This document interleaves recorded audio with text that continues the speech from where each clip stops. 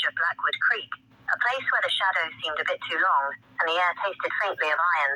For Elias, Sarah, and their 2 children, the first week was bliss. But by the 8th day, the house began its clockwork ritual. The visitor at the threshold. Every night, precisely as the clock struck 8 p.m., 3 sharp knuckles-on-oak knocks echoed through the foyer. Rap. Rap. Rap. Elias would drop his evening paper, stride to the door and yank it open. Each time, he was met with nothing but the humid breath of the night and the distant trill of crickets. "Damn kids," he'd mutter, scanning the dark lawn for a rustle in the bushes or the flash of a runaway sneaker. But the prank didn't stop.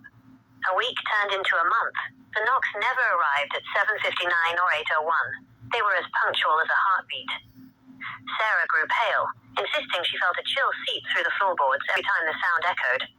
The children stopped playing in the hallway after dark.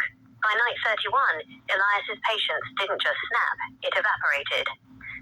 The fatal invitation, the clock on the mantel clicked. 8 p.m. Rap, rap, rap. Elias didn't hesitate.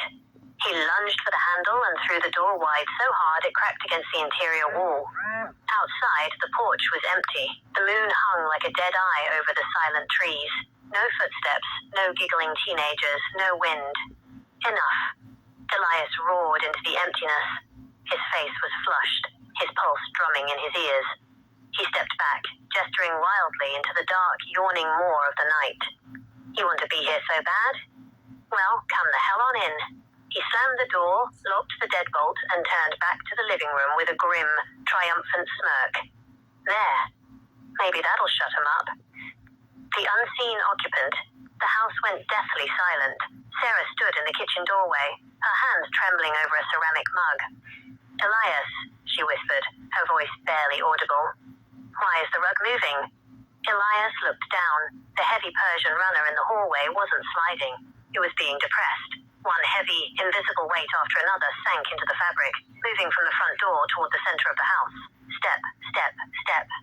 A soft, wet squelch followed each phantom footprint, as if the guest had been walking through a marsh.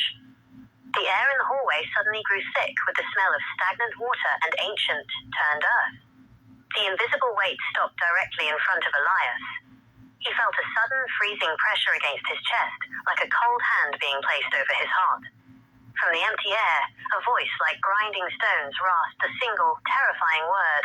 Finally. Then, the lights in the house didn't just flicker, they died. And in the pitch black, the sound of the deadbolt sliding open from the inside clicked through the house.